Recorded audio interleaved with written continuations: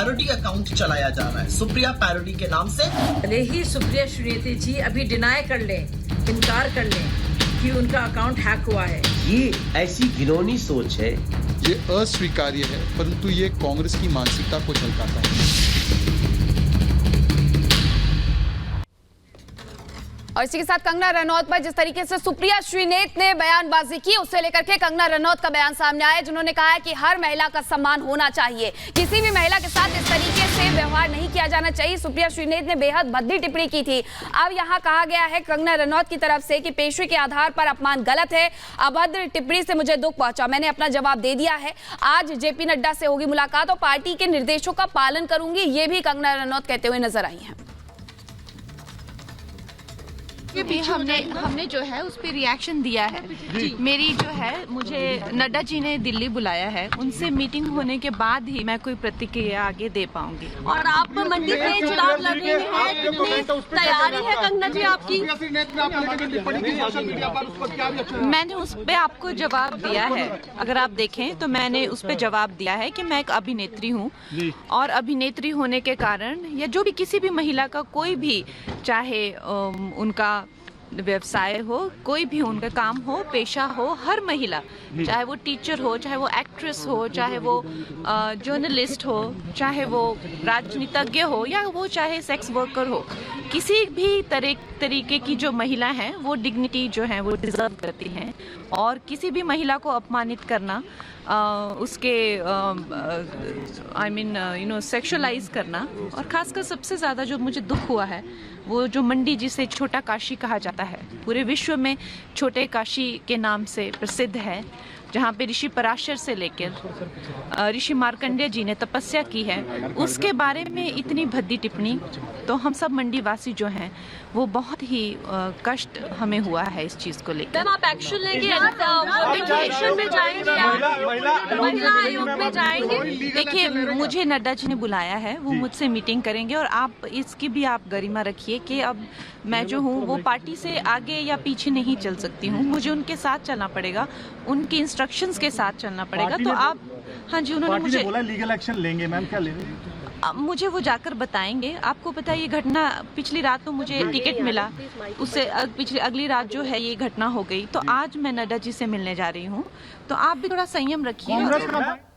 तो टिकट मिलने के बाद दिल्ली पहुंच गई हैं कंगना रनौत, आज जेपी नड्डा से मुलाकात करने वाली, लेकिन उनके जो बयान है उसको लेकर विवाद बढ़ता ही जा रहा है। और हमारी सहयोगी अनामिका पांडे इस वक्त मंडी से ही हमारे साथ जुड़ गई हैं। अनामिका, मंडी 4 सीटों में से एक सीट है जो बीजेपी नहीं जीत पाई थी पिछली बार, अब कंगना रनौत जो बहुत ही पॉपुलर चेहरा है उनको उम्मीदवार बनाया गया, और जो विवाद है उसे लेकर किस तरह का माहौल, किस तरह की भावना है स्थानीय लोगों की?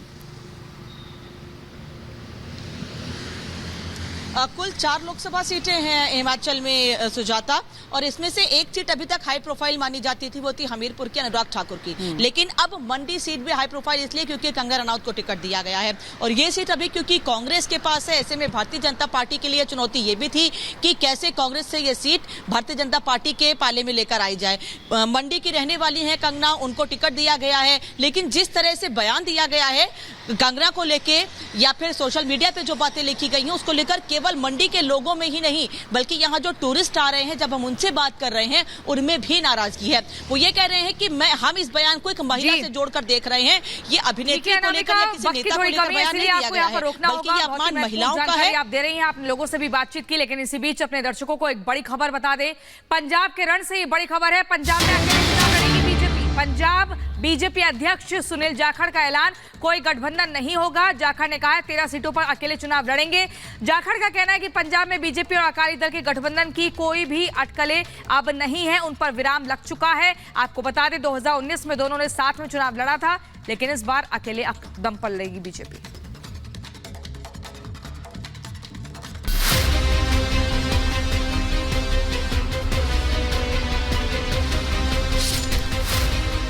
पंजाब की 13 लोकसभा सीट पर इस बार लड़ाई बेहद दिलचस्प होने वाली है। बीजेपी ने वहां लोकसभा चुनाव अकेले लड़ने का ऐलान कर दिया है, और इसी के साथ अब पंजाब में शिरोमणि अकाली दल और भारतीय जनता पार्टी के बीच गठबंधन की खबरों पर पूरी तरह से विराम लग गया। भारतीय जनता पार्टी पंजाब ਦੇ लोकसभा चोन ਕੱਲੇ लड़न जा रही है। आ फैसला पार्टी ने लोगों की राय ਪਾਰਟੀ ਦੇ ਵਰਕਰਸ ਦੀ ਰਾਏ, ਲੀਡਰ ਸਾਹਿਬਾਨ ਦੀ ਵੱਖ-ਵੱਖ ਰਾਏ, ਉਹਨਾਂ ਸਾਰਿਆਂ ਨੂੰ ਲੈ ਕੇ ਉਹਦੇ ਬਾਅਦ ਪੰਜਾਬ ਦੇ ਭਵਿੱਖ, ਪੰਜਾਬ ਦੀ ਜਵਾਨੀ, ਪੰਜਾਬ ਦੀ ਕਿਸਾਨੀ, ਪੰਜਾਬ ਦੇ ਵਪਾਰੀ, ਪੰਜਾਬ ਦੇ ਸਨਅਤਕਾਰ, ਪੰਜਾਬ ਦੇ ਮਜ਼ਦੂਰ, ਸਾਡਾ ਪਿਛੜਿਆ ਵਰਗ, ਸਾਰਿਆਂ ਦੀ ਬਿਹਤਰੀ ਵਾਸਤੇ, ਇੱਕ ਉਜਵਲ ਭਵਿੱਖ ਵਾਸਤੇ ਆ फैसला लिया है। आपको बता दें, पंजाब में अकाली दल और बीजेपी के बीच गठबंधन का इतिहास बेहद पुराना रहा है और साल 1997 से लेकर साल 2020 तक दोनों दलों के बीच गठबंधन रहा। लेकिन 2020 के सितंबर में पंजाब में कृषि कानून को लेकर शुरू हुए बवाल के बाद हरसिमरत कौर बादल ने केंद्र सरकार के मंत्री पद से इस्तीफा दे दिया था और फिर कुछ दिनों बाद ही पंजाब में दोनों दलों के रास्ते अलग हो गए। हालांकि केंद्र सरकार ने बाद में कृषि कानूनों को वापस ले लिया, लेकिन इस बार जो दोनों दलों का गठबंधन टूटा तो पंजाब विधानसभा चुनाव भी दोनों ने अलग अलग ही लड़ा। पंजाब में एसएडी बीजेपी की राहें जुदा, सीट बंटवारे पर फेल हुआ फॉर्मूला। सूत्रों की माने तो पंजाब में बीजेपी और शिरोमणि अकाली दल के बीच सीट बंटवारे को लेकर काफी लंबे वक्त से बातचीत चल रही थी, लेकिन आखिरकार दोनों दल बीच का रास्ता निकालने में नाकाम रहे। सूत्रों के मुताबिक अकाली दल 9 सीटों की मांग पर अड़ा था, जबकि बीजेपी प्रधानमंत्री नरेंद्र मोदी की लोकप्रियता को आधार मानते हुए अकाली दल को इतनी ज्यादा सीटें देने पर राजी नहीं थी। खबर है कि सीट बंटवारे के इसी फॉर्मूले के फेल होने की वजह से पंजाब में दोनों पार्टियों ने अलग अलग चुनाव लड़ने का फैसला लिया है। ਤੇ ਪੰਜਾਬ ਦੀ ਸਰਹੱਦੀ ਮਜ਼ਬੂਤੀ, ਇੱਥੇ ਅਮਨ ਸ਼ਾਂਤੀ ਨੂੰ ਮਜ਼ਬੂਤ ਰੱਖ ਕੇ ਭਾਰਤ ਅੱਗੇ ਤਰੱਕੀ ਕਰ ਸਕਦਾ ਹੈ। ਇਸ ਦੇ ਮੱਦੇਨਜ਼ਰ ਆ ਫੈਸਲਾ ਲਿਆ ਗਿਆ ਹੈ ਤੇ ਮੈਨੂੰ ਪੂਰਾ ਯਕੀਨ ਹੈ ਆਉਣ ਵਾਲੇ 1 ਜੂਨ ਨੂੰ ਪੰਜਾਬ ਦੇ ਲੋਕ ਬੀਜੇਪੀ ਨੂੰ ਹੋਰ ਮਜ਼ਬੂਤ ਬਣਾ ਕੇ ਦੇਸ਼ ਦੀ ਉન્નਤੀ ਦੇ ਵਿੱਚ ਪੰਜਾਬ ਦਾ ਯੋਗਦਾਨ ਬੀਜੇਪੀ ਨੂੰ ਵੋਟ ਦੇ ਕੇ ਹੁਮ-ਹੁਮਾ ਕੇ ਪਾਣਗੇ। वहीं बीजेपी के दावों से अलग हटकर पिछले लोकसभा चुनाव में एनडीए गठबंधन के पंजाब में प्रदर्शन की बात करें तो बीजेपी का अकेले चुनाव लड़ने का फैसला हैरान नहीं करता और ये समझ आ जाता है कि आखिर क्यों बीजेपी ने अकाली दल से गठबंधन करने में ज्यादा जोर नहीं लगाया। कांग्रेस ने जहां 2019 में कुल 13 सीट में 8 सीटों पर जीत हासिल की थी, तो वहीं अकाली दल और बीजेपी सिर्फ 2-2 सीटों पर जीत हासिल करने में कामयाब हुई थी, जबकि आम आदमी पार्टी भी वहां 1 सीट जीतकर अपना खाता खोलने में कामयाब रही। जाहिर है तब और अब में फर्क आ चुका है।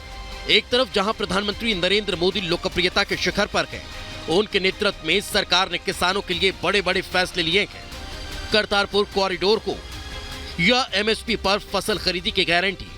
पीएम मोदी धड़ाधड़ किसानों के हित में फैसले ले रहे हैं, जो कहीं न कहीं पंजाब के किसानों में प्रधानमंत्री नरेंद्र मोदी को लेकर बढ़ते भरोसे की गारंटी है। जबकि दूसरी तरफ देखें तो पिछले विधानसभा चुनाव में भी अकाली दल ने पंजाब में ऐसा कोई चमत्कारिक प्रदर्शन नहीं दिखाया, जिसे देखते हुए बीजेपी इस लोकसभा चुनाव में 4 सीटों से संतोष कर लेती। सूत्रों के मुताबिक यही वजह है कि बीजेपी ने भी इसे घाटे का सौदा मानते हुए गठबंधन से हाथ छुड़ा लिया है। क्या कहे 2019 के परिणाम का सबक एनडीए 4, कांग्रेस 8 और आप 1। जाहिर है बीजेपी पंजाब में अकाली दल के साथ गठबंधन से होने वाले नफा नुकसान का पूरा ब्यौरा निकाल चुकी है। अब बीजेपी अपनी एनर्जी गठबंधन के नेताओं को मनाने में नहीं, बल्कि 13 के 13 सीटों पर जीत की जोर आजमाइश में लगानी चाहती है। Bureau report, Republic Bharat.